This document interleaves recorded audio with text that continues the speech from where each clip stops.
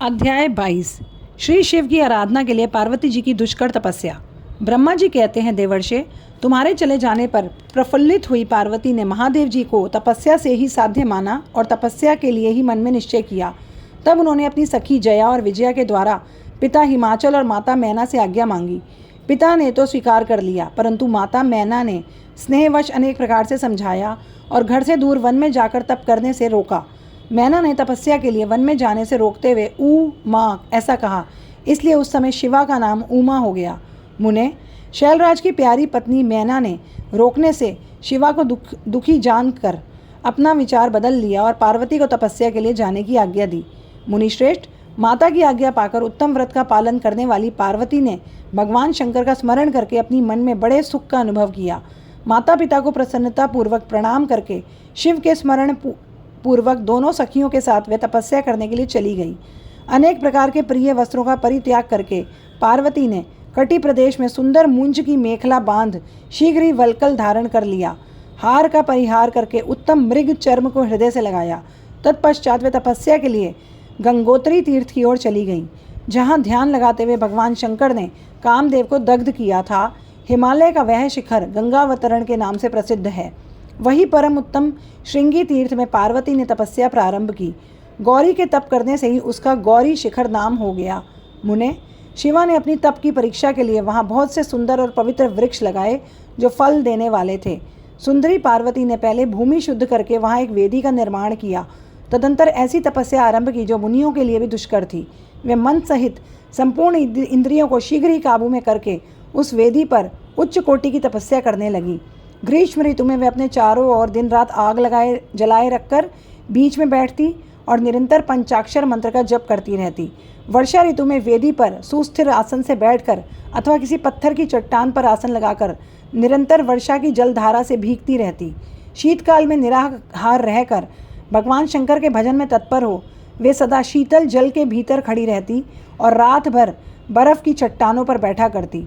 इस प्रकार तप करती हुई पंचाक्षर मंत्र के जप में संलग्न हो शिवा संपूर्ण मनवांछित फलों के दाता शिव का ध्यान करती थी। प्रतिदिन अवकाश मिलने पर वे सखियों के साथ अपने लगाए हुए वृक्षों को प्रसन्नतापूर्वक सींचती और वहां पधारे हुए अतिथि का आदर सत्कार करती। शुद्ध चित्त वाली पार्वती ने प्रचंड आंधी, कड़ाके की सर्दी, अनेक प्रकार की वर्षा तथा दुस्सह धूप का भी सेवन किया। उनके ऊपर वहाँ नाना प्रकार के दुख आए, परंतु उन्होंने उन सबको कुछ नहीं गिना। मुने, वे केवल शिव में मन लगाकर वहाँ सुस्थिर भाव से खड़ी और बैठी रहती थी। उनका पहला वर्ष फलाहार में बीता, दूसरा वर्ष केवल पत्ते चबाकर। इस प्रकार तपस्या करती हुई देवी पार्वती ने क्रमशः असंख्य वर्ष व्यतीत कर दिए।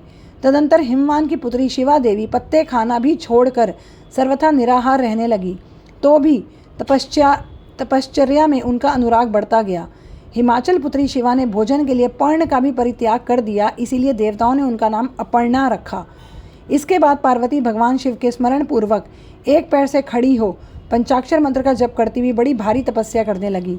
उनके अंग चीर और वल्कल से ढके थे। वे मस्तक पर जटाओं का समूह धारण किए रहती थी। इस प्रकार शिव के चिंतन में लगी हुई पार्वती ने अपनी तपस्या के द्वारा मुनियों को जीत लिया। उस तपोवन में महेश्वर के चिंतन पूर्वक तपस्या करती हुई काली के 3000 वर्ष बीत गए। तदंतर जहाँ महादेव जी ने 60,000 वर्षों तक तप किया था, उस स्थान पर क्षण भर ठहर कर शिवा देवी इस प्रकार चिंता करने लगी, क्या महादेव जी इस समय यह नहीं जानते कि मैं उनके लिए नियमों के पालन में तत्पर होकर तपस्या कर रही हूँ?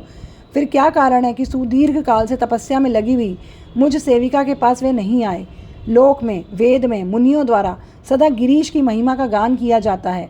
सब यही कहते हैं, भगवान शंकर सर्वज्ञ, सर्वात्मा, सर्वदर्शी, समस्त ऐश्वर्यों के दाता, दिव्य शक्ति संपन्न, सबके मनोभावों को समझ लेने वाले, भक्तों को उनकी अभिष्ट वस्तु देने वाले और सदा समस्त कलेशों का निवारण करने वाले हैं। यदि मैं समस्त कामनाओं का परित्याग करके भगवान वृषभ ध्वज में अनुरक्त हुई हूँ, तो वह कल्याणकारी भगवान शिव यहाँ मुझ पर प्रसन्न हो। यदि मैंने नारद तंत्रोक्त शिव पंचाक्षर मंत्र का सदा उत्तम भक्ति भाव से विधिपूर्वक का जप किया हो, तो भगवान शंकर मुझ पर प्रसन्न हो। यदि मैं सर्वेश्वर शिव की भक्ति से युक्त एवं निर्विकार हूँ, तो भगवान शंकर मुझ पर अत्यंत प्रसन्न हो। इस प्रकार नित्य चिंतन करती हुई जटा वल्कल धारिणी निर्विकारा पार्वती मुंह नीचे किए हुए सुदीर्घ काल तक तपस्या में लगी रही। उन्होंने ऐसी तपस्या की जो मुनियों के लिए भी दुष्कर थी। वहाँ उस तपस्या का स्मरण करके पुरुषों को बड़ा विस्मय हुआ। महर्षि, पार्वती की तपस्या का जो दूसरा प्रभाव पड़ा उसे भी इस समय सुनो। जगदम्बा पार्वती का वह महान तप परम आश्चर्यजनक था। जो स्वभावतः एक दूसरे के विरोधी थे, ऐसे प्राणी भी उस आश्रम के पास जाकर उनकी तपस्या के प्रभाव से विरोध रहित हो जाते थे। सिंह और गौ आदि सदा राग आदि दोषों से संयुक्त रहने वाले पशु भी पार्वती के तप की महिमा से वहाँ परस्पर बाधा नहीं पहुँचाते थे। मुनिश्रेष्ठ, इनके अतिरिक्त जो स्वभावतः एक दूसरे के वैरी हैं, चूहे बिल्ली आदि दूसरे जीव भी उस आश्रम पर कभी रोष आदि विकारों से युक्त नहीं होते थे। वहाँ के सभी वृक्षों में सदा फल लगे रहते थे। भांति भांति के तृण और विचित्र पुष्प उस वन की शोभा बढ़ाते थे। वहाँ का सारा वन प्रांत कैलाश के समान हो गया। पार्वती के तप की सिद्धि का साकार रूप बन गया। अध्याय 22 समाप्त। ओम नमः शिवाय। अध्याय 23। पार्वती की तपस्या विषय तक दृढ़ता, उनका पहले से ही उग्र तप, उससे त्रिलोकी का संतप्त होना तथा समस्त देवताओं के साथ ब्रह्मा और विष्णु का भगवान शिव के स्थान पर जाना। ब्रह्मा जी कहते हैं, मुनीश्वर, शिव की प्राप्ति के लिए इस प्रकार तपस्या करते हुए पार्वती के बहुत वर्ष बीत गए तो भी भगवान शंकर प्रकट नहीं हुए। तब हिमाचल, मैना, मेरु और मंदराचल आदि ने आकर पार्वती को समझाया और शिव की प्राप्ति को अत्यंत दुष्कर बताकर उनसे यह अनुरोध किया कि तुम तपस्या छोड़कर घर को लौट जाओ। तब उन सबकी बात सुनकर पार्वती ने कहा, पिताजी, माताजी तथा मेरे सभी बांधव, मैंने पहले जो बात कही थी उसे आप लोगों ने भुला दिया है। अस्तु, इस समय भी मेरी जो प्रतिज्ञा है उसे आप लोग सुन लें। जिन्होंने रोष से कामदेव को जलाकर भस्म कर दिया है, वे महादेव जी यद्यपि विरक्त हैं तो भी मैं अपनी तपस्या से उन भक्त वत्सल भगवान शंकर को अवश्य संतुष्ट करूंगी। आप सब लोग प्रसन्नतापूर्वक अपने अपने घर को जाएं। महादेव जी संतुष्ट होंगे ही, इसमें अन्यथा विचार की आवश्यकता नहीं। जिन्होंने कामदेव को जलाया है, जिन्होंने इस पर्वत को, वन को भी जलाकर भस्म कर दिया है, उन भगवान शंकर को मैं केवल तपस्या से नहीं बुलाऊंगी, यही बुलाऊंगी। महाभाग गण, आप ये जान लें कि महान तपोबल से ही भगवान सदाशिव की सेवा सुलभ हो सकती है। ये मैं आप लोगों से सत्य सत्य कहती हूँ। सुमधुर भाषण करने वाली पर्वतराज कुमारी शिवा, माता मेनका, भाई मैनाक, पिता हिमालय और मंदराचल आदि से उपयुक्त बात कहकर शीघ्र चुप हो गई। शिवा के ऐसा कहने पर वे चतुर चालाक पर्वत, गिरिराज, सुमेरु आदि गिरिजा की बारंबार प्रशंसा करते हुए विस्मित हो जैसे आए थे वैसे ही लौट गए। उन सबके चले जाने पर सखियों से घिरी हुई पार्वती मन में यथार्थ निश्चय पहले से भी अधिक उग्र तपस्या करने लगी। मुनिश्रेष्ठ, देवताओं, असुरों, मनुष्यों और चराचर प्राणियों सहित समस्त त्रिलोकी उस महती तपस्या से संतप्त हो उठी। उस समय समस्त देवता, असुर, यक्ष, किन्नर, चारण, सिद्ध, साध्य, मुनि, विद्याधर, बड़े बड़े नाग, प्रजापति, गुह्यक तथा अन्य लोग महान से महान कष्ट में पड़ गए, परंतु इसका कोई कारण इनकी समझ में नहीं आया। तब इंद्र आदि सब देवता मिलकर गुरु बृहस्पति से सलाह ले बड़ी विलता के साथ सुमेरु पर्वत पर मुझ विधाता की शरण में आए। उस समय उनके सारे अंग संतप्त हो रहे थे। वहाँ आ मुझे प्रणाम कर उन सभी व्याकुल और कांतिहीन देवताओं ने मेरी स्तुति करके एक साथ ही मुझसे पूछा, प्रभु, जगत के संतप्त होने का क्या कारण है? उनका यह प्रश्न सुनकर मन ही मन शिव का स्मरण करके विचारपूर्वक मैंने सब कुछ जान लिया। इस समय विश्व में जो धा उत्पन्न हो गया है वे गिरिजा की तपस्या का फल है। यह जानकर मैं उन सबके साथ शीघ्र ही क्षीर सागर को गया। वहाँ जाने का उद्देश्य भगवान विष्णु से सब कुछ बताना था। वहाँ पहुंचकर देखा भगवान श्री हरि सुखद आसन पर विराजमान हैं। देवताओं के साथ मैंने हाथ जोड़कर प्रणाम पूर्वक उनकी स्तुति की और कहा, महाविष्णु, तपस्या में लगी हुई पार्वती के परम उग्र तप से संतप्त हो हम सब लोग आपकी शरण में आए हैं, आप हमें बचाइए। हम सब देवताओं की यह बात सुनकर शेष शैया पर बैठे हुए भगवान लक्ष्मीपति हमसे बोले, देवताओं, मैंने आज पार्वती जी की तपस्या का सारा कारण जान लिया है, अतः तुम लोगों के साथ अब परमेश्वर शिव के समीप चलता हूँ। हम सब लोग मिलकर यह प्रार्थना करेंगे कि वे गिरिजा को ब्याहकर अपने यहाँ ले आएं। अमरो, इस समय समस्त संसार के कल्याण के लिए भगवान से शिवा के पाणी ग्रहण के लिए अनुरोध करना है। देवाधिदेव पिनाकधारी भगवान शिव शिवा को वर देने के लिए जैसे भी वहीं उनके आश्रम पर जाएं, इस समय हम वैसा ही प्रयत्न करेंगे। अतः परम मंगलमय महाप्रभु रुद्र जहाँ उग्र तपस्या में लगे हुए हैं वहीं हम सब लोग चलें। भगवान विष्णु की यह बात सुनकर समस्त देवता आदि हठी, क्रोधी और जलाने के लिए उद्यत रहने वाली प्रलयंकारी रुद्र से अत्यंत भयभीत हो बोले। देवताओं ने कहा, भगवान, जो महाभयंकर कालाग्नि के समान दीप्तिमान और भयानक नेत्रों से युक्त है, उन रोष भरे महाप्रभु रुद्र के पास हम लोग नहीं जा सकेंगे, क्योंकि जैसे पहले उन्होंने कुपित हो दुर्जय काम को भी जला दिया था, उसी प्रकार वे हमें भी दग्ध कर डालेंगे, इसमें संशय नहीं है।